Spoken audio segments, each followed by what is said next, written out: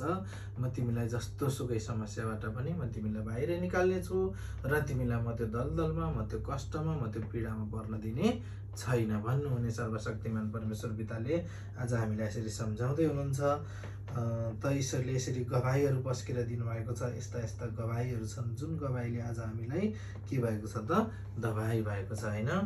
त एकदमै ईश्वरलाई धन्यवाद गर्छु। म यीशुको नाउँमा जो एकजना नेपालबाट एकजना नानु हुनुहुन्थ्यो, म्याडम हुनुहुन्थ्यो, त उहाँको हस्बेन्डको भिजा नि नलागेर एकदमै घर परिवारमा नि अशान्ति समझदारीभन्दा भएर एकदमै समस्या कष्टमा हुनुहुन्थ्यो। तब एकदमै ईश्वरले सुन्नुभयो, चुन्नुभयो र ईश्वरले उहाँलाई अहिले हप्ता 15 दिनमा भिजा आइपुग्छ तपाईँको भनेर ईश्वरले त्यसरी मन बनाएर सुनाइदिनु भएको छ। यो पनि हाम्रो लागि सबैभन्दा ठुलो गवाही हो। त ईश्वरलाई धन्यवाद गर्छु म यीशुको नाउँमा। त आजको शिक्षातिर जाउँ। शिक्षाले नै हामीलाई के हुनेछ त हरेक समस्या कष्टसँग लड्न सक्ने शक्ति र सामर्थ्य दिनुहुनेछ। त ईश्वरलाई धन्यवाद गर्छु म यीशुको नाउँमा। सबैजनाले एकदमै आत्मा खोलेर ईश्वरसँग मन दिनुहोला। जसले मनदेखि ईश्वरलाई चुन्नु भएको छ, जसले ईश्वरलाई सुम्पिदिनु भएको छ, सुम्पेका हरेक चिज ईश्वरमा के छन् त जाहेज छन् र ईश्वरले के गर्नुहुन्छ त त्यसलाई सब चिजलाई ईश्वरले उठाउनुहुन्छ र आफ्नो साथमा लगेर आफ्नो साथमा, आफ्नो राज्यमा, आफ्नो स्वर्गको राज्यमा हामीलाई पनि के गराउनुहुन्छ त ग्रहण गराउनुहुन्छ होइन त। त ईश्वरलाई धन्यवाद गर्छु म यीशुको नाउँमा। सबैजनाले एकदमै ईश्वरमा मन दिनुहोला। ईश्वरमा दिएको मन चञ्चल नहोस् कहिल्यै पनि। त ईश्वरलाई धन्यवाद गर्छु म यीशुको नाउँमा। आज मेरो मुखलाई इस्तेमाल गरेर ईश्वरले यसरी सम्झाउँदै हुनुहुन्छ। सम्झाउनु हुने सर्वशक्तिमान परमेश्वर पिताले हामीलाई कष्ट बाधा अर्चनाहरूबाट के गर्नुहुन्छ त निकाल्नुहुन्छ। किन निकाल्नुहुन्छ त आफ्नो सन्तानलाई कष्ट पर्न दिनुहुन्न। त्यो कष्टको भारी बोक्नेवाला लगाउनेवालालाई नै के गराइदिनुहुन्छ त बोकाएर पठाइदिनुहुन्छ। तब त भन्नुभएको छ ईश्वरले हरेक वचन शब्दद्वारा नै ईश्वरका के भनेको छ त भजन गवाई शिक्षा हरेक चिज के भनेको छ त बन्दै गएको छ। त ईश्वरलाई धन्यवाद गर्छु म यीशुको नाउँमा। हरेक इच्छा आकांक्षा बुझ्नुहुने सर्वशक्तिमान परमेश्वर पिताले आज हाम्रो इच्छा पनि बुझ्नु भएको छ। त ईश्वरलाई धन्यवाद गर्छु म यीशुको नाउँमा।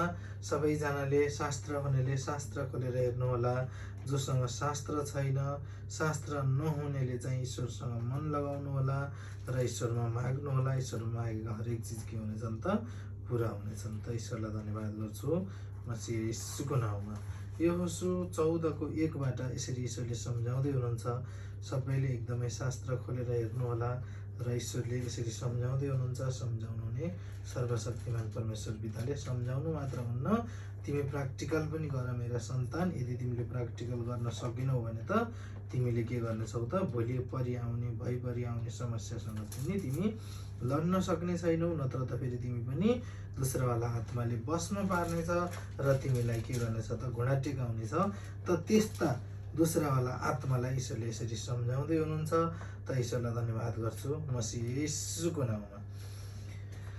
त यहोशू 14:1बाट यसरी ईश्वरले सम्झाउँदै हुनुहुन्छ। जसको सुन्ने चाहत छ, जसको मन ईश्वरमा कनेक्ट छ त्यसले सुनोस् भन्नुहुने सर्वशक्तिमान परमेश्वर पिताले आज मेरो मुखलाई इस्तेमाल गरेर म लगायत हामी सबैलाई यसरी सम्झाउँदै हुनुहुन्छ। जति पनि सुन्नु भएको छ, जति पनि सुन्ने चाहत गर्नुभएको छ हरेकलाई के गराउनु भएको छ त ईश्वरले सुनाउनु भएको छ। तब ईश्वरले भन्नुभएको छ एल्जार पुजारी नुनका छोरा यहोशू र इस्राएलका कुल नायकहरूले तिनीहरूलाई बाँडिदिए अनुसार इस्राएलीहरूले कनान देश अधिकार गरे र यी ठाउँहरू हुन्। परमेश्वरले मूसाद्वारा ती 9.5 कुलका निम्ति आज्ञा गर्नुभयो बमोजिम चिट्टा हालेर तिनीहरूमा भाग भाग गरेर बाँडिदिनु भयो। त ईश्वरलाई धन्यवाद गर्छु म यीशुको नाउँमा। आज ईश्वरले हामीलाई यसरी सम्झाउँदै हुनुहुन्छ। सम्झाउनु हुने पिता परमेश्वरले के भन्नुभएको छ त तिमीहरूका लागि मैले के गरेको छु त भाग भाग गरेर मैले के गरेको छु त तिमीहरूका लागि के को आवश्यकता छ त्यो आवश्यकता मैले पूरा गरिदिनका लागि तिमीहरूलाई त्यो ठाउँ तयार गरिदिएको छु भन्नुहुने सर्वशक्तिमान परमेश्वर पिताले आज हामीलाई यसरी सम्झाउनु भएको छ। देशका के गर्नुभएको थियो त, देशमा अधिकार गरेका 9.5 कुलको निम्ति आज्ञा गर्नुभयो बमोजिम। तिनीहरूलाई के गर्नुभयो त, चिट्टा हालेर भाग भाग गरेर बाँडिदिनु भयो होइन। किन बाँड्नु भएको त, आज अगुवा बनाइदिनु भएको छ, लिडर बनाइदिनु भएको छ, ईश्वरका सन्तान बनाइदिनु भएको छ। ईश्वरको राज्यमा आज मात्रै प्रवेश गरेकोले पनि त्यति नै ईश्वरको राज्यको हकदारी छ, र जो 10 वर्ष गरेको छ त्यो पनि त्यत्तिकै हकदारी छ। यदि त्यो 10 वर्षसम्म गरेको छ र उसले पनि ईश्वरको महिमामा टहल गर्छ, ईश्वरको महिमालाई चिनेर पनि नचिने जस्तो गर्छ भने अहिले भर्खरै आएको बरु सर्वश्रेष्ठ उच्च स्थानमा राख्नुहुनेछ ईश्वरले। त्यो 10 वर्षसम्म गरेकालाई ईश्वरले के गर्नुहुनेछ त, म चिन्दिनँ तिमी को हौ भनेर भन्नुहुन्छ। किन त, किनभनेदेखि जसले ईश्वरको निम्ति, ईश्वरको राज्यका निम्ति मैले तिमीलाई फ्रीमा दिएको छु, तिमी पनि फ्रीमा देऊ भनेर सम्झाउनुहुन्छ, र मैले तिमीलाई गुप्तमा भनेको कुरा तिमी गएर डाँडामा गएर सबलाई सुनाऊ, र तिम्रो निम्ति मैले के गर्नेछु त, हरेक समस्या कष्टसँग लड्न सक्ने शक्ति र सामर्थ्य दिनेछु भन्नुहुने सर्वशक्तिमान परमेश्वर पिताले आज हामीलाई के गराउनु भएको छ त, भाग भाग गरेर छुट्याइदिनु भएको छ होइन। आज तिमी जाऊ भनेर पठाउनु भएको छ, कसैलाई कोरिया पठाउनु भएको छ, कसैलाई साउदी पठाउनु भएको छ, कसैलाई दुबई पठाउनु भएको छ, कसैलाई कहाँ पठाउनु भएको छ। किन पठाउनु भएको त, त्यहाँ गएर तिमी ईश्वरको महिमा गर, त्यहाँ गएर मेरो गुणगान गाऊ, मेरो निम्ति तिमीले प्रार्थना गर, तिम्रा प्रार्थना म सुन्नेछु भन्नुहुने सर्वशक्तिमान परमेश्वर पिताले के गराइदिनु भएको छ त, ठाउँ छुट्याइदिनु भएको छ। तर मन कहिल्यै छुट्याउनु भएको छैन, तर हामी आफै जान्ने भन्छौँ र ती मन पनि के गर्छौँ त, छुट्टिएर बसेका हुन्छौँ, छुट्याउन चाहन्छौँ। र त ईश्वरले भन्नुहुन्छ तिमी अझै पनि अबुझ बन्छौ, अझै पनि तिमी चिनेर पनि मलाई जान्दैनौ भनेदेखि त मेरा सन्तान तिमी कसरी भयौ र कहाँबाट तिमीलाई मैले सन्तान बनाउने त, तिमी त सधैँ तिनै संसारिकका कुरा, संसारिक सोच, संसारिक विचार त्योबाट तिमी बाहिर निस्किन सक्दैनौ भने तिमीलाई मैले के भनेर सम्झाउन सक्छु र मैले तिमीलाई कसरी तिमीलाई आनन्द मान भनेर भनेको कुरा तिमीले आनन्द मान्ने छौ त नि भनेर यसरी के गर्नुभएको छ त, सम्झाइदिनु भएको छ। र त भन्नुभएको छ ईश्वरले 28 कुलहरूलाई एर्दन पार मोसाले अधिकार दिएकै थिए, तर लेवीहरूलाई चाहिँ तिनीहरू मध्ये कुनै हिस्सा उनले दिएका थिएनन्, किनभने योसेफका छोराले मनश्शे र एफ्राइमका 2 कुल थिए। लेवीहरूलाई बस्नलाई सहरहरू र तिनीहरूका वस्तुहरूलाई खर्कको निम्ति र माल सामानको निम्ति आसपासका जमिन बाहेक देशका कुनै भाग पनि दिएको थिएनन्। किन दिएका थिएनन् त, आज यसरी सम्झाउनु भएको छ ईश्वरले। किन दिनु भएन त, मूसा अगमवक्तालाई त्यति राज्य गर भनेर, तिमीद्वारा मैले सब कार्य गर्नेछु भनेर अगमवक्ता खडा गर्नु भयो भने त्यही नै योसेफलाई के गर्नुभएको छ त, योसेफका छोरालाई के गराउनु भएको थियो त, तिमी यहाँ भन्दा तिमीले पाउने छैनौ, तिम्रो सामान राख्न भन्दा तिमीले यसमा अधिकार जमाउन पाउने छैनौ। सचमुच आज सच्चाइमा आएर पनि सच्चाइका मानिसले सच्चिन नचाहेर सच्चिन नसकेर त्यो कुरा गरिराख्नुहुन्छ। र त भन्नुहुन्छ म ईश्वरमा आएको हुँ तर पनि मैले केही पाएको छैन, किनकि उहाँले कहिल्यै पनि सोच्नुहुन्न मेरो ईश्वर, मेरो राज्य होइन पिता, तपाईँको राज्य हो, तपाईँको राज्य महान हुनपर्छ पिता भनेर भन्ने त्यो सोच कहिल्यै पनि आउँदैन। र त भन्नुहुन्छ ईश्वरले तिमीलाई भाग भाग गरेर बाँडिदिए, तर उनीलाई सामान राख्न बाहेक अरू केही पनि दिएका थिएनन्। किन नदिएका होला नि त भने बस्ने ठाउँ त दिएको हो, पहिला तिमीलाई यस्तो गर, यसो गर, ईश्वरको महिमा गर र तिमी सधैँभरि तिमी उच्च स्थानमा रहनेछौ। तिमीलाई मैले गुप्तमा भनेको कुरा तिमी खुल्ला मञ्चमा गएर सम्झाऊ, खुल्ला मञ्चमा गएर मेरो प्रशंसा गर, त्यहाँ म सुन्नेछु, म सुनाउने मान्छे त्यहाँ खडा गर्नेछु भनेर ईश्वरले के भन्नुभएको थियो त, सम्झाउनु भएको थियो। र पनि के गर्नुभएको थियो त, त्यहाँ गएर जो योसेफका छोराले के गर्नुभएको थियो त, उहाँका 2 कुल थिए भने ती कुललाई चाहिँ उहाँले के गरिदिनु भएको थियो त, बस तिमी जब बस्दै जान्छौ, जब तिम्रो मन भरिँदै जान्छ, सच्चाइमा आएका छौ, तिमी आत्मा खोल्दै जाऊ र तिमीलाई हरेक समस्या के हुनेछन् त काटिँदै जानेछन् र तिम्रा समस्या नरहेर समाधान ठुलो हुनेछ र समाधान भन्दा तिमी ठुलो हुनेछौ, तिमी भन्दा पनि ठुलो म छु भनेर भन्नुहुने सर्वशक्तिमान परमेश्वर पिताले यसरी के गर्नुभएको छ त सम्झाउनु भएको छ र त भन्नुभएको छ। किनभने योसेफका छोरा नै मनश्शेर र एफ्राइमका 2 कुल थिए। लेवीहरूलाई बस्नलाई सहरहरू र तिनीहरूका वस्तुहरूलाई आसपासमा बस्न दिन बाहेक केही गर्नुभएको थिएन भने परमेश्वरका सन्तान कहलाउने योग्यका थिए। को थ परमेश्वरले मूसालाई यस्तो आज्ञा गर्नुभएको थियो, इस्राएलीहरूले त्यसै गरे र देश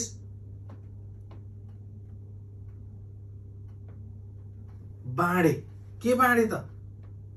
आज शिक्षा बाँडे, मुखबाट निस्केका शब्द बाँडे र ती शब्द के गरे त? देश भनेको के हो त?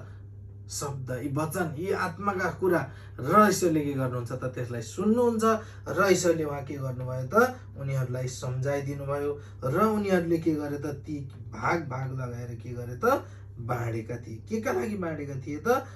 उनीहरूलाई दिनका लागि कसलाई खडा गर्नुभएको थियो त? अगमवक्ता बनाएर खडा गराउनु भएको थियो, मूसा अगमवक्तालाई। किन मूसालाई अगमवक्तालाई खडा गर्नुभयो त? धेरै थिए नि, धेरैजनाहरू थिए नि, र पनि ईश्वरले उहाँलाई किन चुन्नुभयो त?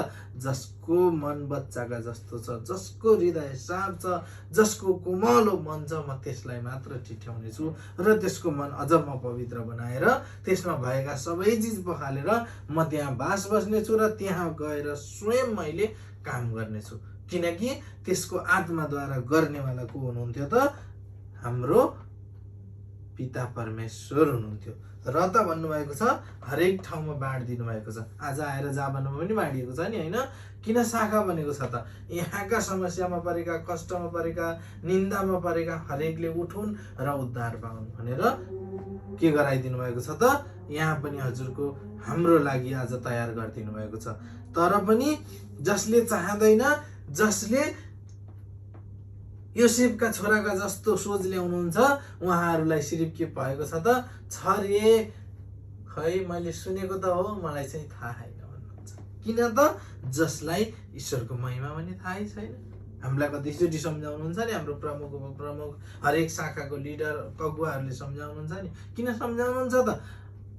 त्यहाँ राखेको त्यो चाहिँ सुन्तला चाहिँ यो चाहिँ अमिलो छ, यो खानुहुन्न भनेर भनेपछि सबैले अमिलो छ भनेर छोडेर खान।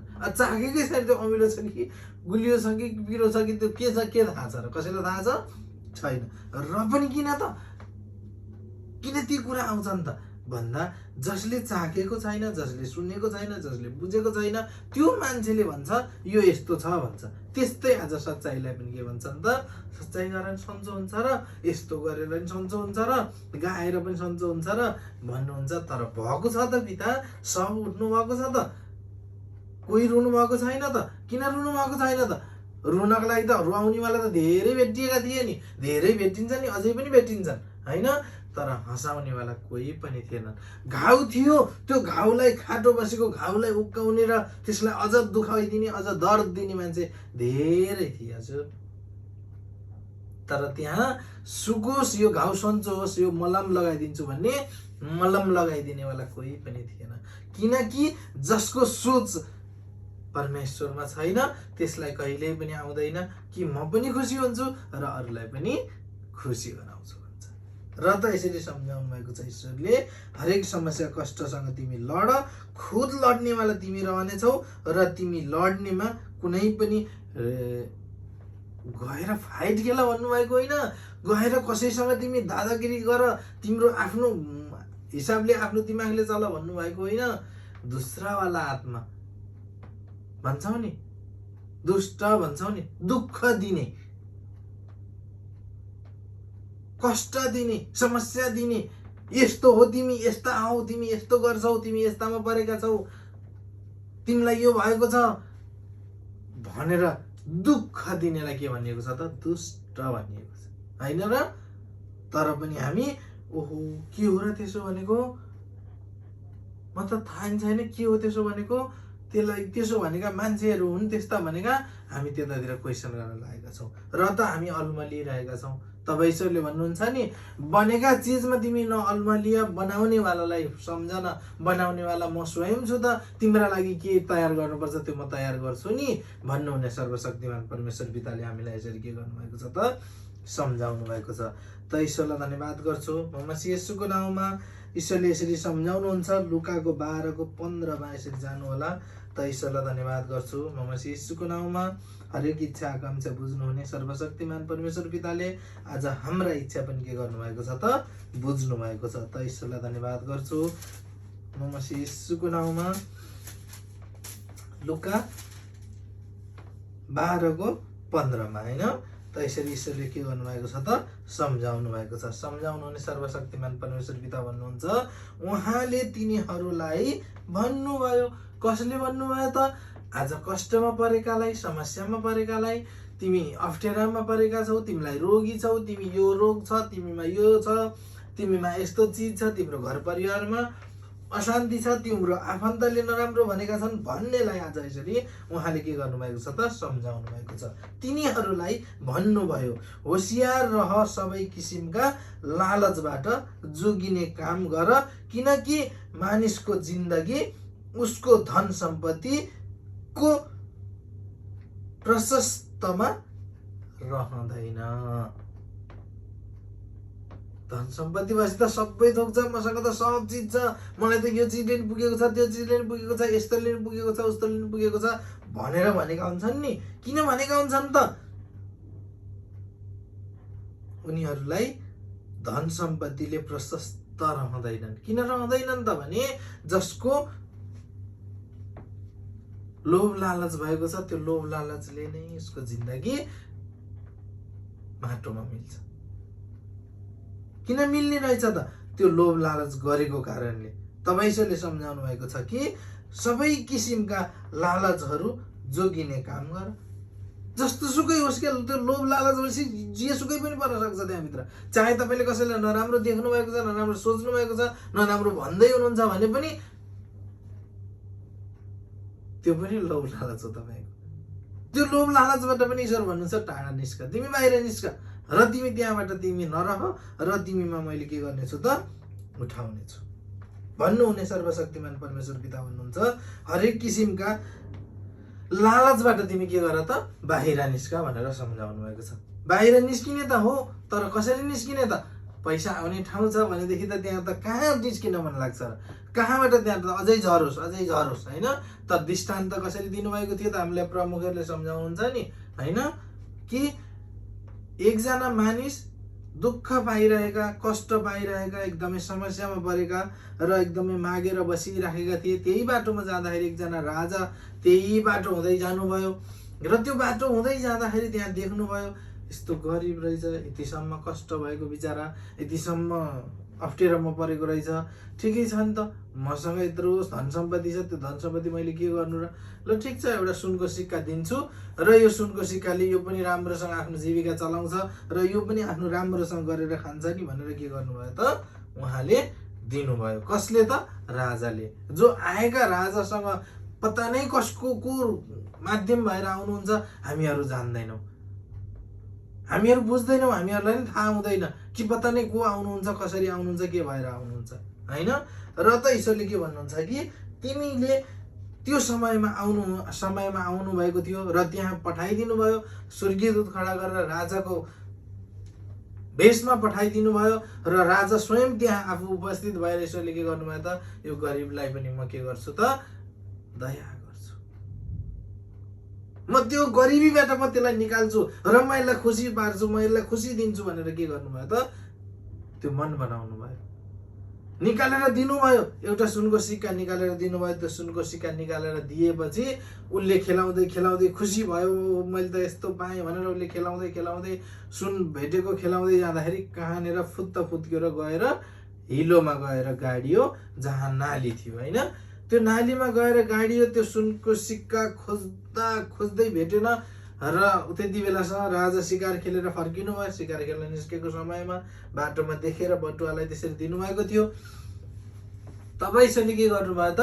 अनि उहाँले मन बनाइदिनु भयो, ओहो मैले बिहान दिएको बिचरा यति दुःखी भएछ, यसलाई त मैले त फेरि दिनुपर्छ, मैले यसलाई दिएर झन् यसलाई दुःख दिएछु मैले, त्यसै त दुःखी मान्छे झन् दुःख दिएछु मैले, मलाई क्षमा गर्नुहोस्, आउनुहोस् हिँड्नु मसँग घर, र मसँग भएको घरमा भएको मेरो एउटा अर्को सुनको सिक्का छ, त्यो सिक्का लिएर आएर तपाईँले आफ्नो जीविका चलाउनुहोस् भनेर भन्नुभयो।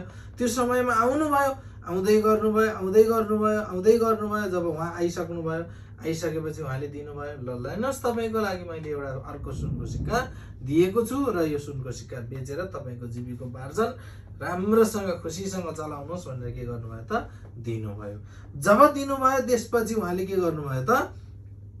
दिनु पनि भयो, लिनु पनि भयो। तब जाँदा त्यही बाटो जाँदै गर्दाखेरि यो हिलोमा फेरि गएर खोजेँ भने त अघि त एउटा सिक्का दियो, अब फेरि त्यो हिलोमा भएको नि भेट्यो भनेदेखि त मसँग त दुईटा सिक्का हुन्छन्। अघि त्यति दुःखी थिएँ भने अहिले खुसी छु, अब झन् खुसी पाउँछु, म त झन् खुसी हुन्छु। किन त्यो खोजेर नल्याउनु? किन त्यो मैले युज नगर्नु? त्यो खोजेँ भने त मैले पाउँछु नि, र मसँग त दुईटा सुनका सिक्का हुन्छन् नि भनेर फेरि त्यो मानिस त के गर्न लाग्यो त? त्यही हिलामा गएर खोतल्न, ढुन्न, खोज्न लाग्यो। तब राजा त्यही समयमा त्यहाँ आइपुग्नु भयो र भन्नुभयो, के गर्दैछौ तिमी? तिमीलाई त मैले त सुनको सिक्का त दिइसकेको, कि तिमीले अर्को पनि हरायौ र? भनेपछि उहाँले भन्नुभयो कि होइन, मैले हराएको छैन, यहाँ हराएको चाहिँ अघिको त्यही नि भेट्छु कि भनेर मैले खोज्न आएको भनेर उहाँलाई के गर्नुभयो त? सम्झाउनु भयो। राजालाई नै उल्टो भन्न लाग्नुभयो। तब उहाँले भन्नुभयो कि तिमी यहीसैमा ठिक छौ, यही हिलोमा ठिक छौ, तिमीलाई मैले माथि ल्याउँछु भन्नु मेरो भुल हो, मैले गलत सोचेको रहेछु। तिमी यही हिलोमा यही धुलोमा ठिक छौ, तिमीसँग अघि दिएको त्यो सिक्का नि मलाई रिटर्न गर, मलाई ल्याऊ, र तिमी अब यही हिलोमा खोजेर बस भनेर के गरिदिनु भयो त? ईश्वरले छोडिदिनु भयो। राजाको माध्यम भएर के गरिदिनु भयो त? उहाँले त्यही छोडिदिनु भयो। तब त ईश्वरले सम्झाउनु भएको छ नि, वचनद्वारा सम्झाउनु भएको छ नि, जोसँग छ त्यसलाई अझ दिइनेछ, जोसँग छैन त्योसँग भएको पनि खुसी नै छ भन्नुभएको छ। किन यसो भन्नुभएको त? किन यति कुरा, यो वचन कति गहिरा वचन छन् हेर्नुहोस् त, कस्ता रहस्यका वचनहरू छन्, तर हामी त्यसलाई बेवास्ता गर्छौँ। के छ र? हामीलाई के को आवश्यकता छ र? मलाई आफ्नो खुसी छु, म आनन्द छु, जाओस् जोसुकै भाडमा जाओस्, हामीलाई के मतलब भएर भन्नेमा हामी आज तल्लीन छौँ। चाहे घरको फ्यामिली, घरको परिवार किन नहोस्, आज हामी खुसी भएर आनन्दसँग ईश्वरको महिमा गरेर ईश्वरसँग कुरा गरेर बसौँ भन्ने कसैसँग पनि छैन। किन त? किनकि उहाँ त्यही हिलोमा लटपटिन खोज्नुहुन्छ, उहाँ त्यही समस्यासँग जुझ्न खोज्नुहुन्छ। म यस्तो भयो, आया मेरो एक हात दुख्यो, यतापट्टि चलेन, मलाई यो हात यस्तो भएको छ, नसा च्यापिएको छ, मलाई यो पेटमा छातीमा दुखेको छ, पेटमा दुखेको छ, मलाई समस्या भएको छ, मेरा हात खुट्टा चल्दैनन्। आज हामी त्यसैमा रुमालिएका छौँ। किनकि ईश्वर भन्नुहुन्छ तिमी आऊ, तिमी उठ, तिमीलाई म त्यो हिलो ढापबाट मैले उठाइसकेको छु। जुन दिन तिमीले रोमिदासको नअङ्गीकार गर्यौ त्यो दिनबाट त तिमी त हिलोमा त छैनौ, अझै पनि तिमी हिलोमै बस्छु, म हिलोमै रमाउँछु भनेदेखि रमाऊ। यदि भन्नुभएको छ नि त, तिमीलाई कर छैन, तिमीलाई गर्नै पर्छ भन्नु छैन, यदि तिम्रो इच्छा हुन्छ भने गर, तिमी निक्ल त्यो हिलो ढापबाट भनेर के भन्नुभएको छ त? सम्झाउनु भएको छ। त ईश्वरलाई धन्यवाद गर्छु म मसीह येशूको नाउँमा। तब उहाँले के भन्नुभयो त? उहाँले तिनीहरूलाई एउटा दृष्टान्त भन्नुभयो। के दृष्टान्त भन्नुभएको रहेछ त? अब हामीलाई सम्झाउँदै हुनुहुन्छ होइन। कुनै एकजना धनी मानिसको जमिनमा प्रशस्त उब्जनी भयो, त्यसले मनै गुन्न लाग्यो, मेरो अन्न राख्ने ठाउँ मसित छैन, अब म के गरौँ? हेर्नुहोस् त, हामीमा पैसा छैन, धन सम्पत्ति छैन, हामीमा खुसी छैन भने पनि हामी दुखी नै भयौँ, र हामीसँग भइसकेपछि पनि, हामीसँग आइसकेपछि पनि झन् दुखी भयौँ कि हामी। बरु नहुँदा त्यति खुसी थियौँ होला, आज भएपछि झन् दुखी हुन पुगेका छौँ क्या हामी। किनकि हाम्रो लोभ लालचले कहिल्यै नछोड्ने भयो, कहिल्यै पनि हामी त्यसबाट हामी बाहिर निस्किन सक्ने भएनौँ। र त सम्झाउनु भएको छ नि होइन। प्रशस्त के थियो त? अन्न अनाजहरू आयो, हरेक अन्न उब्जनीहरू भयो, त्यो उब्जनी राख्ने ठाउँ छैन। म अब के गर्ने होला, म कहाँ लगेर राख्ने होला, मसँग राख्ने ठाउँ पनि छैन, अब म लगेर कहाँ राखौँ त? तब उहाँले के भन्नुभयो त? तब त्यसले भन्यो म यसो गर्नेछु, आफ्ना ढुकुटीहरू भत्काएर झन् ठुला ठुला बनाउने छु र मेरो सबै अनाज र माल सामान त्यहीँ राख्नेछु। महिमा गर्ने ठाउँ यत्रो छ, यो महिमा गर्ने ठाउँलाई भत्काउँछु र अनि त्यहाँबाट यहाँ अन्य बिजनेस व्यापार गर्छु, अन्य चिज मान्छे राख्छु, अनि त्यहाँबाट म यहाँबाट मनग्गे आम्दानी कमाउँछु भन्नु र यो मानिसले सोच्नु एउटै होइन र? थाहा छ त, हामीले सुनेका छौँ त, हरेक ठाउँमा बुझेका छौँ नि। कति प्रमुखहरूले पनि, कति अगुवाहरूले पनि म त भाडामा बस्ने मान्छे, मैले कहाँ गएर त्यत्रो तिर्न सक्छु र महिमा चलाउन सक्छु र, म त सक्दिनँ होला, भो म त सक्दिनँ, गर्दिनँ। आज पछि हट्नु भएको छ, उहाँहरूलाई लागि भन्नुभएको छ। किनकि हामी त्यो लोभ लालचमा छौँ, किन त हामीसँग भएको चिजलाई पनि नष्ट गर्दैछौँ हामी, तर त्यसलाई बसाउन हामी सकेका छैनौँ। किन त हाम्रो लोभ लालचले कहिले पनि भरिएको छैन। हिजोको दिनमा चुने बनाएको थियो, तलबाट माथिबाट हाले गर्थ्यौँ, तलबाट चुएको गर्थ्यौँ। दुस्रावाला आत्माले पाल पारेको थियो, त्यहाँबाट लग्दै लग्दै लग्दै हामीलाई के गरेको थियो त? रित्तै बनाउँथ्यो। कुनै दिनमा भरिसक्यो भनेर माथिबाट ढक्कन लगाउँथ्यौँ, तर तलबाट ढक्कन खोलेर हेर्दाखेरि केही हुँदैन थियो। दुष्टवाला आत्माले तलबाट सबै लगेर रित्तै बनाइदिन्थ्यो। त्यस्तै आज हाम्रो पिता परमेश्वरले भन्नुहुन्छ, तिमीमा त्यो भएको थियो, तिमीलाई त्यो दुस्रावाला आत्माले त्यस्तो गरेको थियो, दुःख दिनेवाला आत्माले त्यसो गरेको थियो भने मैले त्यो चुइने, तिम्रो भकारी, तिम्रा अन्न अनाज राख्ने हरेक चिजमा मैले के गरेको छु त? नयाँ गरी टालो हालिदिएको छु। त्यो न त कसैले भत्काउन सक्छ, न त कसैले चोर्न सक्छ, न त कसैले लैजान सक्छ। के हुन् त ती? यी आज आत्माका वचन हुन्, यी आत्माका कुरा हुन्। तब त हामीलाई सम्झाउनु भएको छ नि, हामी भत्काएर हामी त्यहाँ के गर्न खोज्दैछौँ त? नयाँ बनाएर म अझ ठुलो। हामीसँग सानो घर छ, 2 तलाको घर छ, त्यो 2 तलाको घरलाई 1 तलाको घर छ, टिनको एक पाखे छ, त्यसलाई भत्काएर ऋण लगाएर त्यसलाई अर्काले 5 तला बनाएको छ, त्यसका बराबर त हुन पर्यो। ल त्यसका 5 तलै बनाउन नसके 2 तला त बनाउनै पर्यो। 2 तला बनाउँछु भन्दा भन्दै बिरामी भएर समस्या आएर भरे त्यो न घर बनेर नि सकिन्छ, नसक्ने होइन। घर बनेर सक्छ, सब चिज तयार भइसक्यो, अब घर गएर बस्छु भन्ने बेलामा हस्पिटलतिर गएर बस्नुपर्छ। अनि त्यो घर बनाएको के काम लाग्यो त? के काम त्यो ठुलो ठुलो घर? बरु त्यो हिजोको टिनको एक पाखे भएका भए त पिता, हजुरले आनन्दको खुसी दिनुभएको छ पिता, हजुरलाई धन्यवाद पिता। खुसी आनन्दसँग कति रमाइलो हुने थिएन र? त्यो खुसी कति खुसी थिएन र? घर बनाइसक्यो, आफू बस्ला भनेर बनाएको घर, आफू गएर बस्नुपर्छ हस्पिटलमा, अनि त्यो घर बनाएर के फाइदा त?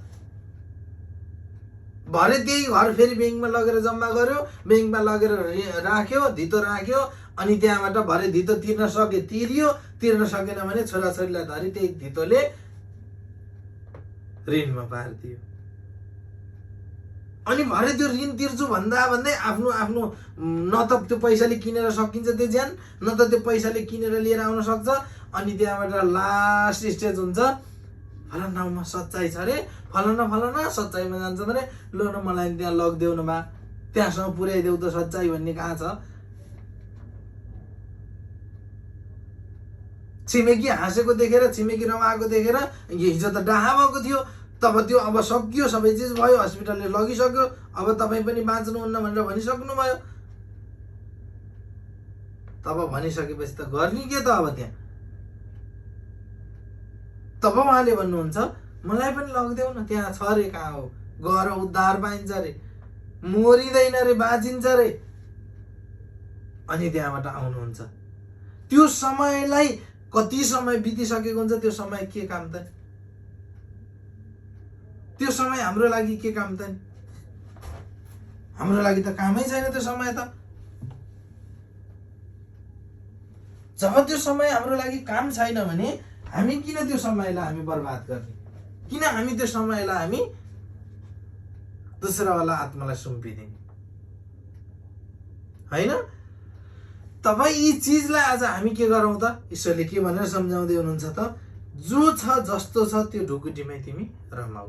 र यहाँ यो दृष्टान्तद्वारा सम्झाउँदै हुनुहुन्छ ईश्वरले र भन्नुभयो कि ठुला ठुला बनाउँछु र म त्यसमा माल सामान मेरो धन सम्पत्ति अन्न अनाज म त्यहाँ जम्मा गरेर राख्छु र मलाई चाहिँ म बाँचिन्जेलसम्म मलाई पुग्छ, म कसैसँग हात थाप्नु पर्दैन। हो, हामीले सोचेको त यो हो नि। र ईश्वरले सम्झाउनुहुन्छ फेरि, अनि म आफ्नो प्राणलाई भन्ने छु, ए प्राण, धेरै वर्षसम्म पुग्ने प्रशस्त सम्पत्ति मेरो निम्ति थुपारिएको छ, सुख चैन बस, खा पी र मौज गर। ल हेर्नुहोस् त,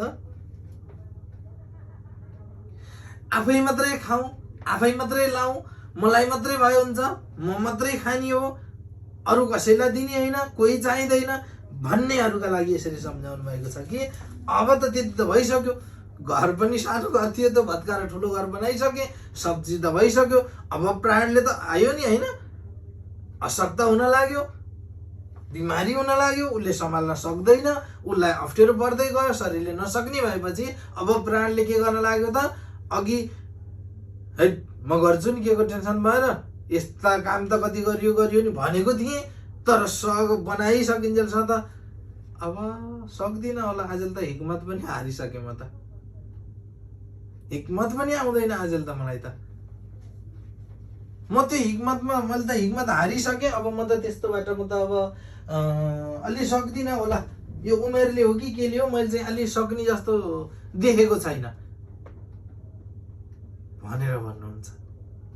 तब उसले के भने त, सबै थोक बनाइसके, घर पनि बनाइसके, सबै चिज बनाउन लागिसके, अब मेरो प्राण त गाह्रो हुन लाग्यो, सास फेर्दा सुस्केर फेर्न पर्ने म, अरे म कहाँ के गर्ने होला त, अब प्राणलाई भन्नु पर्यो। कसलाई भन्नु पर्यो त, प्राण त पिता हुनुहुन्छ, उहाँको इच्छा बिना त कसैले सास पनि रोक्न सक्दैन एक सेकेन्डका लागि भने, तब उसले भन्छ कि, तब भन्छ कि उसले, अब यो प्राणलाई लामो समयसम्म, धेरै वर्षसम्म टिक्ने मलाई अब प्राण चाहियो र म के गर्नेछु त, त्यो प्राण म त्यो खुसी हुनेछु र म त्यहाँ गएर खानेछु, पिउनेछु, चयन गर्नेछु, मैले थुपारेर राखेको सम्पत्ति सकिन्छ, म पनि सकिन्छु, केही फरक पर्दैन। तब सम्झाउनुहुन्छ कि तर परमेश्वरले त्यसलाई भन्नुभयो, ए मूर्ख, आज राति नै तेरो प्राण तँबाट लिइनेछ। पिता, हजुरलाई धन्यवाद पिता, आज राति नै तेरो प्राण लिइनेछ भनेर कसले भन्नुभयो त, परमेश्वर पिताले भन्नुभयो। मलाई त प्राण चाहियो, अब लामो प्राण चाहियो त भनेको थिएँ। तब परमेश्वर पिताले सम्झाउनु भयो कि, तर परमेश्वरले त्यसलाई सम्झिनु भयो, ए मूर्ख, आज राति नै तेरो प्राण लिइनेछ र जे कुराहरू तैँले आफ्नो निम्ति थोपारेको छस् ती कसैको हुनेछ, अरू कसैले लानेछ, त्यो तेरो हुने छैन, किनकि त लोभ लालच हरेक चिजमा बसिस र तैँले चाहिँ आज के गरेको थिइस् त, धेरै चिज खोजेको थिइस्, धेरै चिज पाएको थिइस्।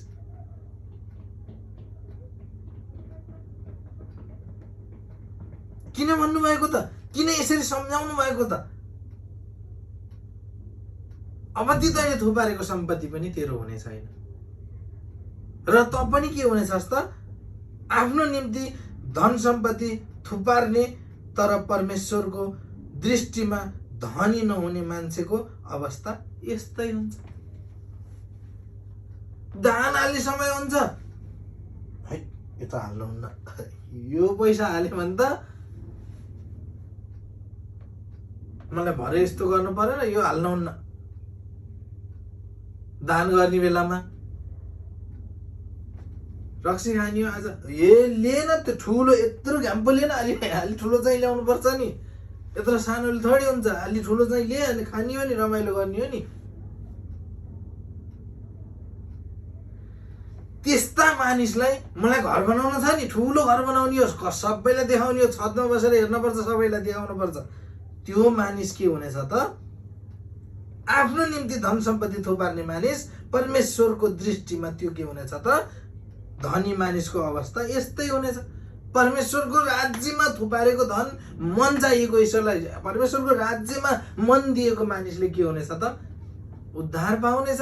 र त ईश्वरले सम्झाउनु भएको छ नि, जसले मेरो निम्ति प्राण त्याग गर्छ त्यसको प्राण म बचाउने छु, जसले आफ्नो निम्ति प्राण बचाउन खोज्छ त्यसको प्राण लिइनेछ। किन भन्नुभएको त नि? आज दृष्टान्तद्वारा नै आज हामीलाई सम्झाउनु भयो नि, होइन र?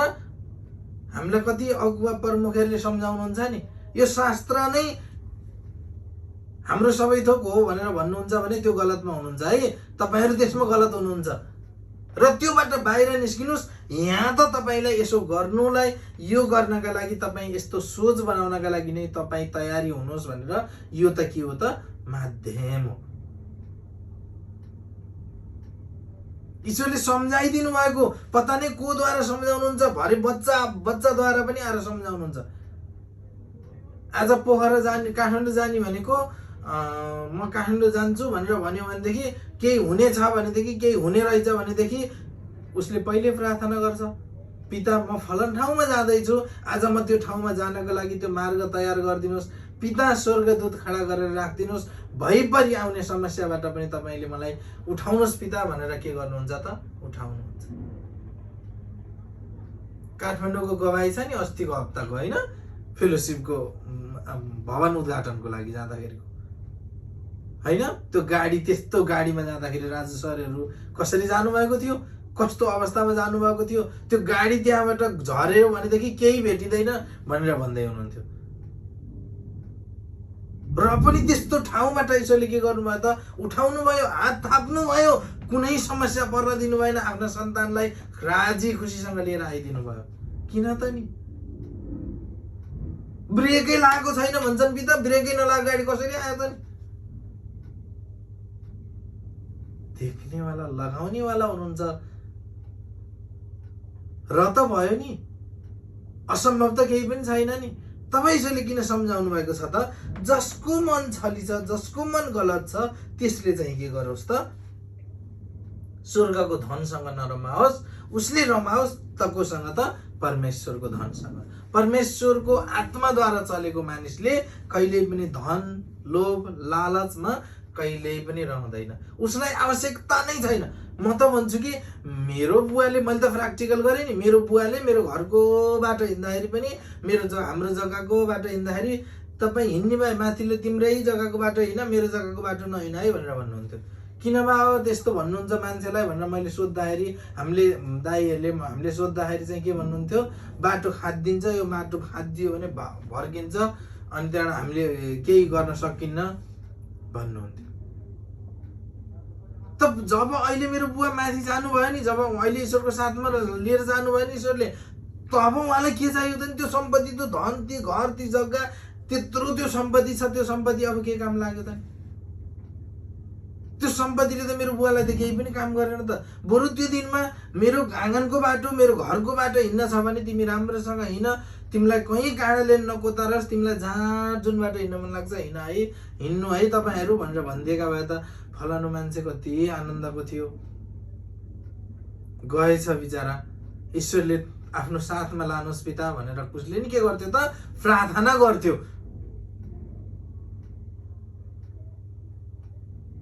ठिकै भएछ, गयो, फलानु मान्छे गएछ, आनन्दै भएछ। बाटो हिँड्दाखेरि पनि किचकिच गर्थ्यो, बाटो हिँड्न पनि दिँदैन थियो। घाँटे कस्तो मान्छे पो थियो। ठिकै भएछ, गएछ। मान्छेले बाँचुन्जेल नै सबै चिज गरिरहेछ भने त आज त प्र्याक्टिकल गरेका छौँ नि। र पनि आज हामी लोभमा, लालचमा, ईर्षमा, डाहामा, मैलाई पुगेन, मेरै छैन, मै भएन, मै रोएर हिँड्न पर्ने, मेरै मात्रै समस्या, मेरो मात्रै दुःख भन्नुपर्ने आवश्यकता त रहन्छ नि। आज त खुसी कसैले दिने रहन्छ थाहा पाइयो नि। तब त भजन बनेको छ नि, सच्चाइ आए शान्ति पाए सत्य जानियो, सच्चाइ आए शान्ति पाए सत्य जानियो, म सच्चाइ आएको ईश्वर चिन्ह हो, म सच्चाइ आएको ईश्वर चिन्ह हो। आज सच्चाइमा त ईश्वर चिन्नका लागि आएका छन् भने आज आएर पनि मलाई धन चाहियो, सम्पत्ति चाहियो, मलाई यहाँ पुगेन त्यहाँ पुगेन, मलाई यो काम भएन, मैले मागेको थिएँ पुगेन, म अब मर्छु, मलाई मर्न बाहेक अरू केही उपाय छैन, म यस्तो समस्या कष्टमा पर्ने, मलाई मात्रै खनि नपर्ने, ईश्वर पनि हुनुहुँदो रहन्छ कि क्या हो, ईश्वरले पनि गर्नु हुँदो रहन्छ आज आएर त। अरे बाबा ईश्वरले त सम्झाउनु भएको छ त, तिमी स्वर्गको धन सम्पत्ति थुपार यो पृथ्वीको धन सम्पत्ति तिम्रो लागि केही काम छैन, तिम्रो स्वर्गको यो स्वर्गको लागि थुपार्यो भने त तिम्रो लागि अनन्त जीवनसम्म रहने हो भनेर त यसरी सम्झाउनु भएको छ नि। आज हामीले यो समय दियौँ, आज हामीले यो समय बुझ्यौँ र त आज हामी जानेका छौँ त, हामीले बुझेका छौँ नि, र पनि हामी अझै अबुझ बनेर ईश्वरको महिमा भन्दा बाहिर निस्किन्छौँ भने त पिता के पायौँ त नि हामीले, के ल्यायौँ त नि हामीले। दिनेवाला सर्वशक्तिमान परमेश्वर पितालाई हामी पछि पारेर हामी नै अगाडि बढ्न चाहन्छौँ भने त सांसारिकमै ठिक थियौँ नि त, सांसारिकमै अलमली त हामीलाई ठिकै भएको थियो नि त। मान्छेसँगै भरोसा गरेका थियौँ, मान्छेले नै माग्थ्यौँ, मान्छेले नै पुगोस् भन्थ्यौँ, जसको नाक कान आँखा घाँटी सबै छ तर कान छ सुन्दैन, मुख छ बोल्दैन, आँखा छ देख्दैन, त्यसैमा रुमालिएर बसेका थियौँ त हामी त।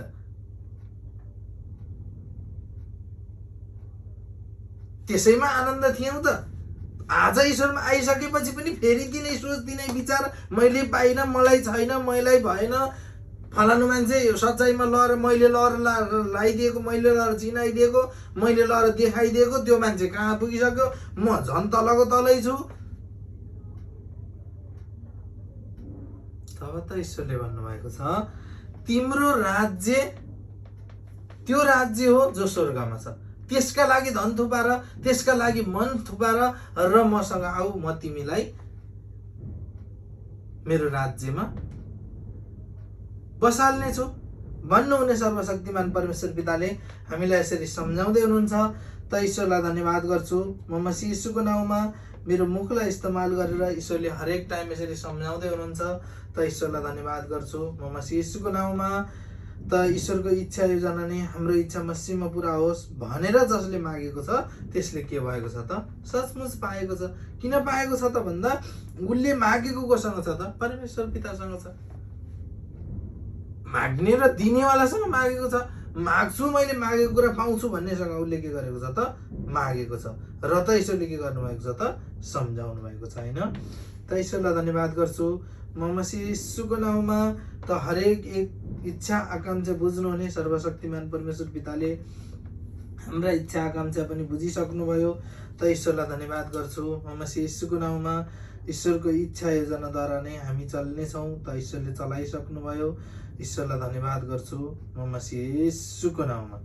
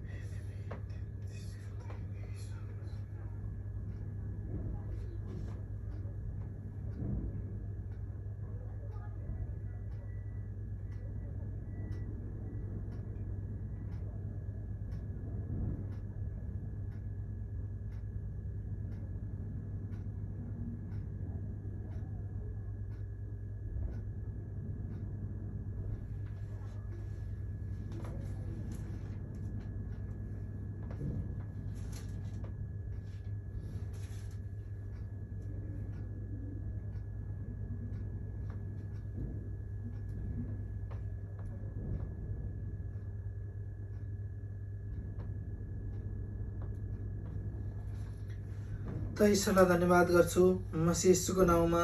मत्ती 18 22बाट यसरी ईश्वरले सम्झाउँदै हुनुहुन्छ। जसले मन दिनुहुन्छ उहाँहरूले सम्झिनुहुन्छ र ती समस्या कष्ट आउँदाखेरि के गर्नुहुन्छ त उहाँले झट्ट त्यसलाई खोल्नुहुन्छ र सबैलाई के गराउनुहुन्छ त सम्झाउनुहुन्छ। त ईश्वरलाई धन्यवाद गर्छु। म मसीह येशूको नाउँमा मत्ती 18:22 मा यसरी सम्झाउनुहुन्छ। येशूले तिनीहरूलाई भन्नुभयो, म तिमीहरूलाई भन्छु 7 पल्ट होइन तर 70 गुणा 7 पल्ट तिमीलाई म सम्झाउँछु। तिमीलाई म भनिरहेको छु, निरन्तर मैले दिइरहेको छु, तिमीलाई मैले हरेक टाइम सम्झाउँछु। किनकि तिमी सम्झिन चाहन्नौ भने तिमीलाई जति सम्झाए पनि केही फाइदा छैन भनेर के भन्नुहुन्छ त ईश्वरले हाम्रा गुरु मसीह येशूको आत्माद्वारा हाम्रो गुरु मसीह येशूलाई खुद पठाएर हामीलाई पनि के गराउनु भएको छ त सम्झाउनु भएको छ। र भन्नुभएको छ ईश्वरले सम्झाउनु मात्र भएको छैन, 7 पल्ट मात्र होइन 70 गुणा 7 पल्ट म के गराउने छु त तिमीलाई सम्झाउने छु। यसकारण स्वर्गको राज्य एउटा राजासँग तुलना गर्न सकिन्छ। भन्छौ नि राजा भन्छौ नि हामी, हैन? राजासँग स्वर्गको राज्य केसँग तुलना गर्न सकिने रहेछ त? राजासँग तुलना गर्न सकिने रहेछ। अघि सम्झाउनु भयो नि ईश्वरले, हैन? राजाले के गर्न दिनुभएको थियो त? हराएको सिक्का हराउँछ भनेर उसले हराए पनि उहाँले एउटा अर्को ल्याएर थपिदिनु भएको थियो। तर त्यो लोभी मानिस, हामी यतिसम्म लोभी यतिसम्म सोच विचार भएका, फेरि हराएकालाई खोज्न जाँदाखेरि त्यो भएको पनि के भयो त खोसियो। कसद्वारा बनाउनु भएको रहेछ त? राजाको मनबाट के गर्नुहुन्छ त? हर कोही आज हामी ईश्वरका सन्तान, हर कोहीबाट ईश्वरले काम गर्न सक्नुहुन्छ, हर कोहीबाट काम गराउनुहुन्छ। मानिसलाई गुण भनेको एकचोटि लगाइन्छ, 1000 चोटि लगाउन सकिँदैन। गुण भनेको के हो त? पैसा दिएर गुण लगाएको र होइन। जुन समस्या छ नि त्यो समस्यासँग लडेकालाई सुसमाचार सुनाएर ईश्वरको मनद्वारा आत्माद्वारा गएर सुसमाचार सुनाएको छ। पिता, म आजबाट तपाईँको राज्यमा प्रवेश गर्नेछु। पिता, तपाईँले हजुरको राज्यमा प्रवेश गराउनुहोस्, हजुरको गोरेटोमा हिँडाउनुहोस् भनेर जसले प्रतिज्ञा गरेको छ नि, त्यसको जीवन के को जस्तो हुनेछ त? राजाको जस्तो हुनेछ। तब त सम्झाउनु भएको छ एउटा राज्य भनेको, स्वर्ग भनेको एउटा के हो त? राजाको तुलना गर्न सकिन्छ जसले आफ्ना नोकरहरूसँग हिसाब लिने इच्छा गरे।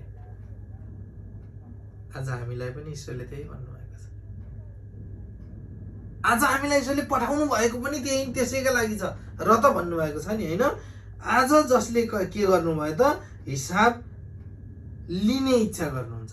आज हामीलाई पिता परमेश्वरले पनि आफ्ना सन्तानसँग तिमीलाई त मैले त दिएको छु तर तिमी मागेर नि थाक्दैनौ। यो काम पुरा भइसक्यो पिता, अब मलाई त्यो काम चाहियो।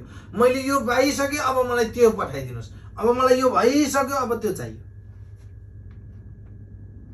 ए पिता, कुनै दिनमा हाम्रो सकिने नै भएन।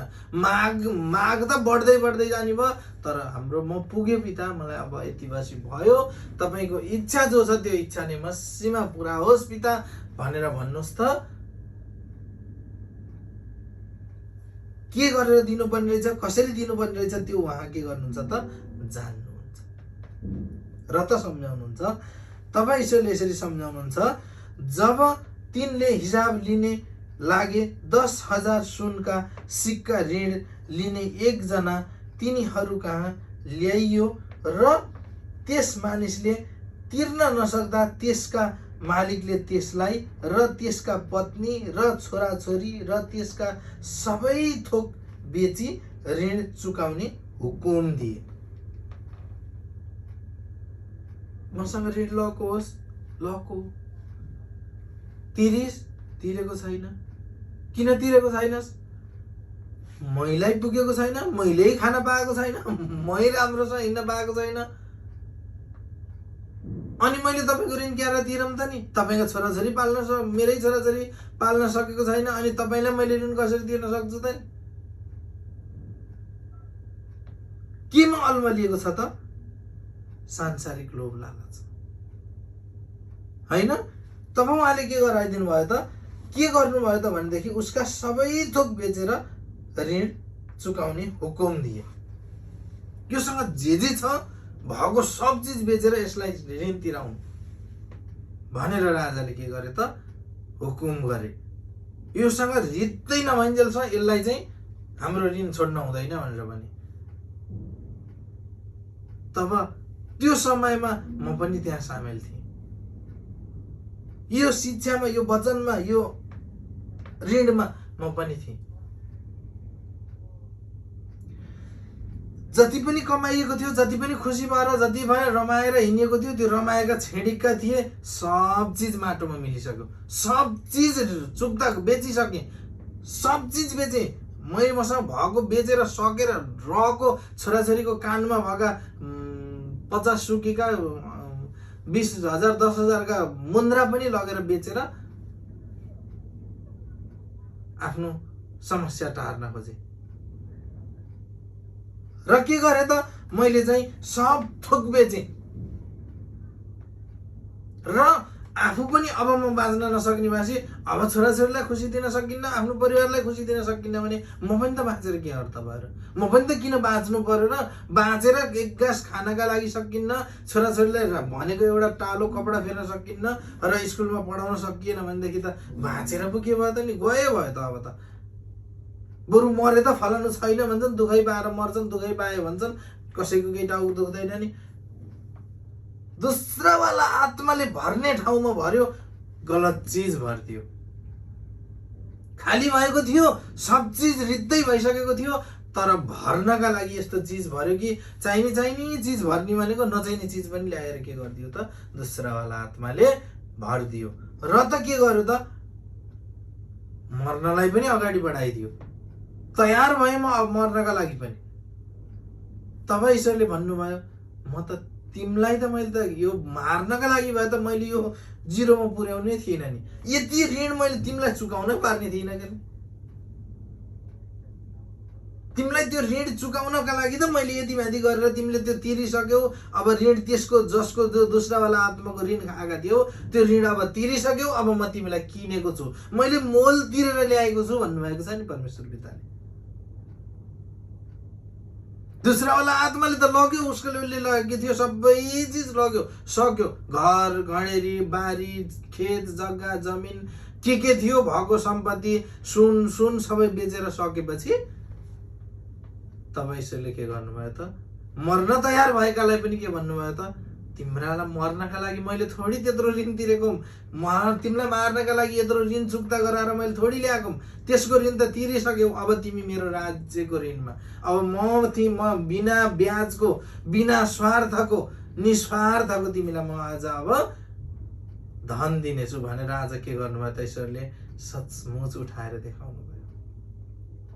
र त सम्झाउनुहुन्छ तब त्यस नोकरले घुँडा टेकेर तिनका पाउ परेर भन्न लागे मालिक म माथि धैर्य गर्नुहोस् र म तपाईको सबै ऋण चुकाउनेछु। हिजोको दिनमा त पैसा थियो, सबै थियो, मसँग पैसा छ, म हस्पिटल गएर म उपचार गर्छु, म फलाना यस्तो भैँखुट्टा छ र त्यहाँ गएर म उपचार गरेर आउँछु। केही थियो त हामीसँग? के कुनै उपाय थियो त? थिएन हैन। र त भन्नुहुन्छ अब पिता मसँग भएको त सब चिज सकिसके, अब म तपाईमा के गर्छु त घोडा टेक्छु। पिता अब मलाई उठाउनुहोस्, अब मेरो कोही सहारा छैन, आजबाट मसँग कोही छैन, आजबाट तपाईँ मात्र हुनुहुन्छ।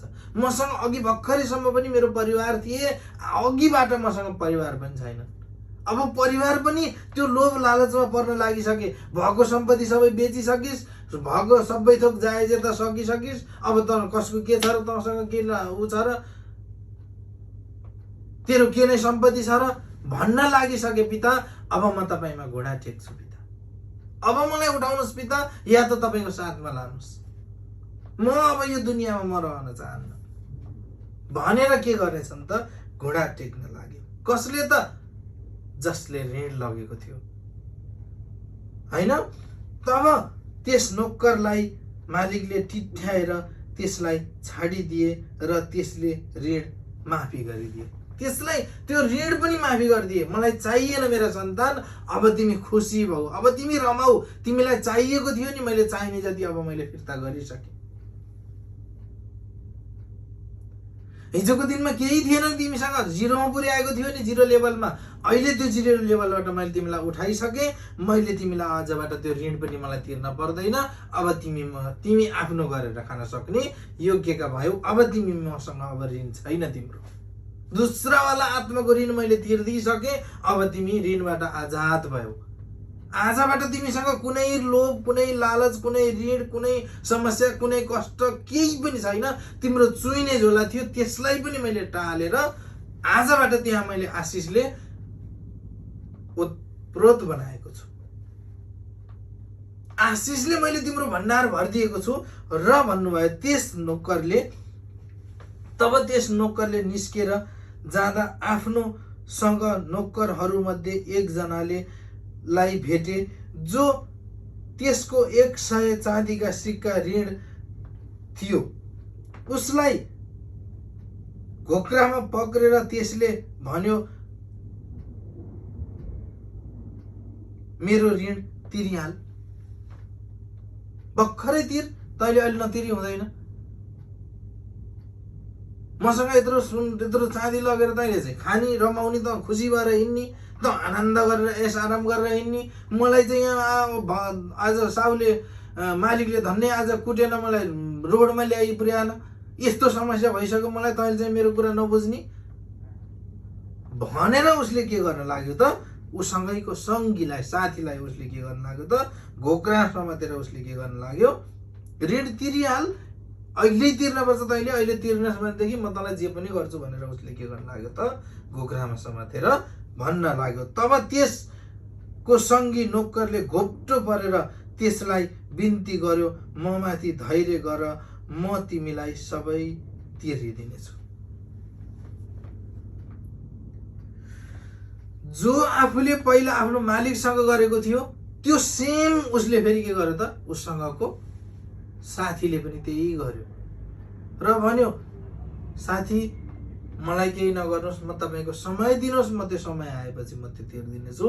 म तपाईँको पैसा मैले खाने छैन, मैले तपाईँको ऋण खाने छैन, त्यो ऋण म तिर्न सक्ने योग्यको हुनेछु र म त्यो तपाईँसँग म बिन्ती गर्छु, मलाई माफ गरिदिनुहोस्, म जसरी भए तिर्छु, अहिलेलाई मलाई छोडिदिनुहोस् भनेर के भन्यो त, उसले घोप्टी परेर बिन्ती गर्न लाग्यो। तर त्यो मानेन र गएर ऋण नलिन्जेलसम्म त्यसलाई झ्यालखानामा हालिदियो।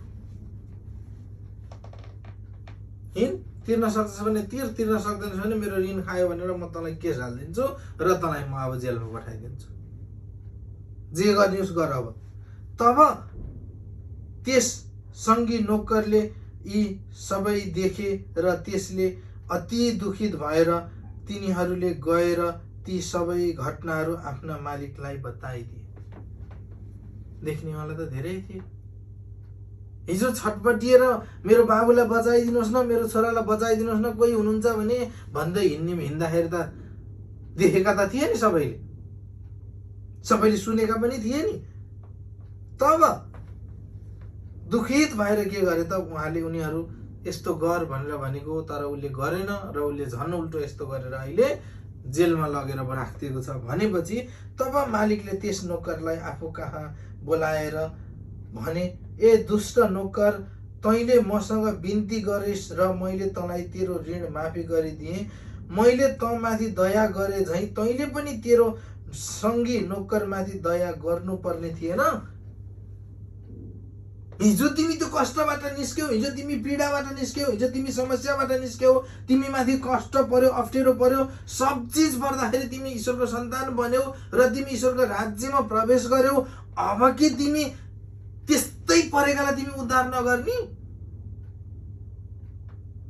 त्यस्तै कष्टमा परेकालाई तिमीले चाहिँ नसम्झाउने, त्यस्तै कष्टमा परेकालाई नि सुसमाचार सुनाएर ईश्वरको आत्माद्वारा हरेक शिक्षा, वचन, भजन, गवाहीद्वारा तिमी उत्साहित गराएर तिमी जस्तै त्यसलाई नबनाउने,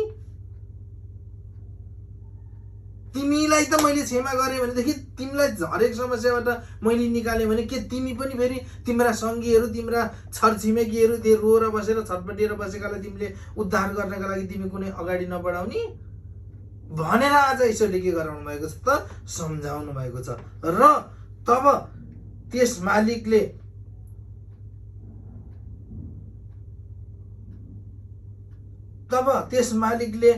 क्रोध भएर एकदम रिसले डाहामा भएर त्यसलाई सबै ऋण नतिरुन्जेल दण्ड दिनेहरूका हातमा सुम्पिदिनु भयो। उसले त लग्यो, उसको सङ्गीलाई लगेर जेलमा हालिसक्यो, थाहा पाउनु भयो। तब अब तैँले पनि त मेरो नतिरिन्जेलसम्म त मैले त हाल्नु पर्यो। र उहाँले स्वयं लगेर हाल्नु भएन। उहाँले के भन्नुभयो त दण्ड दिनेलाई के गरिदिनु भयो त बुझाइदिनु भयो। दण्ड दिनेवाला को हो त त्यो दोस्रा वाला आत्मा हो। त्यो पनि कुरेर बसेको छ। कति बेला ईश्वरको साइडबाट त्यो निस्किन्छ र मैले यसलाई समात्छु र यससँग म यसको चुक्ता गर्छु र योसँग यसलाई ऋणदासी बनाएर म चाहिँ डुबाउँछु भनेर भन्ने त्यति मात्रै सोचेको छ त्यसले पनि। त्यो पनि कुरेर बसेको छ, ढोकामै कुरेर बसेको छ। त्यो ढोकाबाट यताउता चलेको छैन। कति बेला भित्रबाट त्यो निस्किन्छ, ईश्वरको राज्यबाट त्यसले गलत काम गर्छ र ईश्वरको राज्यबाट नजरबाट झुक्छ, त्यो बेलामा मैले यसलाई फेरि पक्रेर फेरि म यसलाई दासी बनाउने छु भनेर कसले कुरेको छ त दोस्रावाला आत्माले कुरेर बसेको छ। कहाँ त त्यही ढोका नेरै पुगेको छ। तब उहाँले के गरिदिनु भयो त आजबाट त मेरो सन्तान थिइस्, आजबाट त मेरो छैनस्। किनकि तैँले कसैले गरेको गल्तीलाई कसैले गरेको पापलाई क्षमा गरिदिनुहोस् भने मन तेरो पापलाई तेरो गल्तीलाई मैले तेरो ऋणलाई मैले किन क्षमा गर्ने। आजबाट त तब त मसीह येशूले भन्नुभएको छ नि प्रभु प्रभु भन्ने सबै स्वर्गमा बास हुने छैन।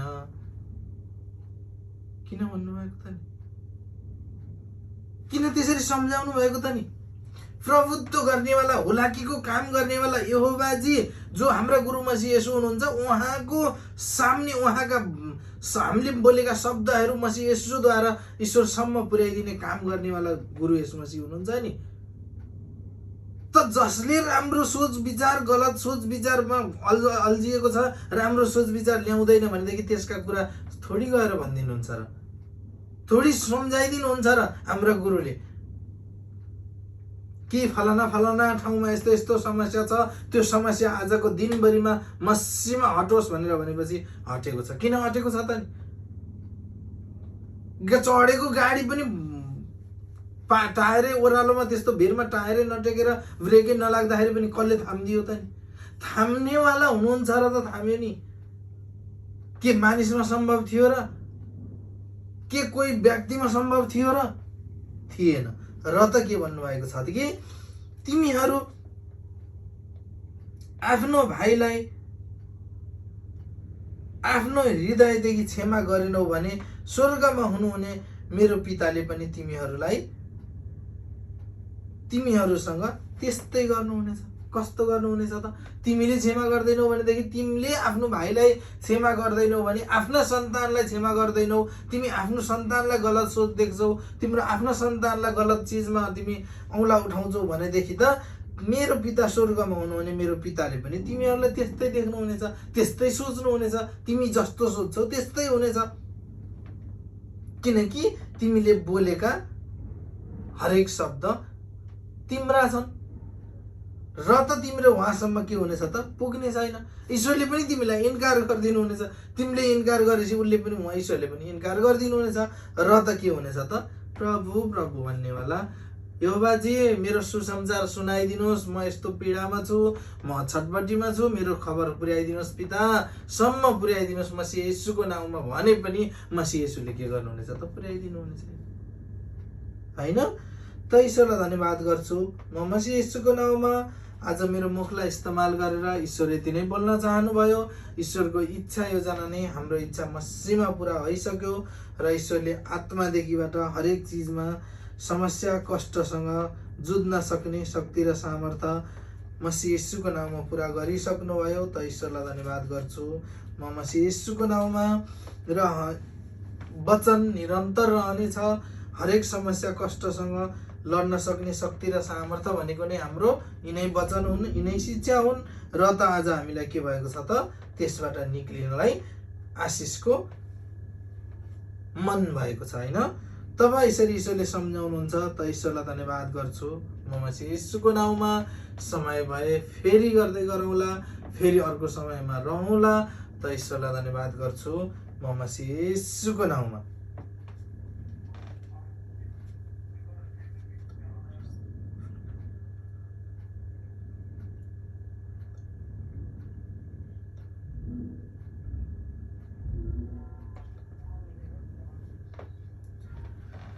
त ईश्वरलाई धन्यवाद गर्छु म मसी यीशुको नाउँमा। फेरि पनि समय रहेकोले एउटा शिक्षा हुनेछ। कोरन्थी 2 कोरन्थीको 12:7 ईश्वरले यसरी सम्झाउँदै हुनुहुन्छ। सबैजनाले एकदमै मनदेखि लिएर आत्मादेखि लिएर ईश्वरमा समर्पित गर्नुहोला। त ईश्वरलाई धन्यवाद गर्छु म मसी यीशुको नाउँमा। ईश्वरले सम्झाउनुहुन्छ र सम्झाउनु हुने सर्वशक्तिमान परमेश्वर पिता भन्नुहुन्छ। हामीहरूलाई सम्झाउनुहुन्छ तर हामी बुझ्न चाहने कोसिस गरौँ। त एकदमै ईश्वरलाई धन्यवाद गर्छु मसी यीशुको नाउँमा। त 2 कोरन्थीको 12:7 यसरी ईश्वरले सम्झाउनुहुन्छ। तर प्रशस्त काँडाहरूको कारणले, प्रशस्त प्रकाशहरूको कारणले घमण्डले बढ्ता नफुलु भनी मलाई सताउन र घमण्डबाट रोक्नलाई शैतानको दूत अर्थात् एउटा काँडो मेरो शरीरमा दिइयो। कसले दिनुभयो त नि? आज हामी कति बढ्ता फुलेका छौँ, कति अहमताले फुलेका छौँ, त्यो ईश्वर जान्नुहुन्छ। आज हामी खुसी छौँ, आनन्द छौँ नि, छेडीको लागि खुसी छौँ। हिजोको दिनमा म पनि खुसी थिएँ। त्यो सांसारिक जीवनमा बिताउँदा म पनि यति खुसी थिएँ कि, यति लुटुपुटु थिएँ कि मेरो जिन्दगी नै, मेरो संसारै यही हो भनेर भन्थेँ। मेरो यस्तो स्वर्गको राज्य यहीँ रहेछ कि नि भन्थेँ म। जब म अन्धकारमा धकेलिएँ नि, जब म गलत चिजमा, म गलत दोस्रोवाला आत्माको हातमा परेँ नि, तब बल्ल मैले कसलाई चिने त? ईश्वरलाई चिने। चिनेर मात्र भएन, तब ईश्वरले चुन्नु पनि भयो। र के भन्नुभएको छ त? बढ्ता फुलेको थिएँ म त्यति बेला। सचमुच हो, म एकदम बढ्ता फुलेको थिएँ। किनकि मसँग गाडी थियो, घर थियो, बाइक स्कुटी थिए। त हरेक चिजमा राम्रो हुँदै गएको थियो। तब म के थिएँ त? बढ्ता फुलेको थिएँ। र त ईश्वरले के भन्नुभयो त? मलाई रोडमा आइपुगेँ। जुन दिन म रोडमा आइपुगेँ, म अब जेलमा परेर निस्किन सक्ने अवस्था भएन। जब म बाहिर निस्किनका लागि मैले ऋण नतिरिकन म निस्किन सक्ने भएन, तब मैले के गरेँ त? जिरोमा भएँ। र त्यो समयबाट ईश्वरले यसरी उठाउनु भयो कि आजको दिनसम्म ईश्वरले ती ऋणबाट मुक्त गराउनु भएको छ। जसले सोच गलत गर्नुहुन्थ्यो, त्यो गलत सोचबाट आज सही सोचमा ल्याइदिनु भएको छ। त यसमा पनि ईश्वरलाई धन्यवाद गर्छु म यीशुको नाउँमा। र बढ्ता नफुलाउँ भनेर एउटा के गरिदिनु भएको छ त? मेरो काँडा मेरो शरीरमा दिइयो। जो काँडा के हो त? हामीमा रुकावट आउँछ, समस्या आउँछ, कष्ट आउँछ, त्यसले हामीलाई के गरिरहेछ त? ऊर्जा थप्ने रहेछ।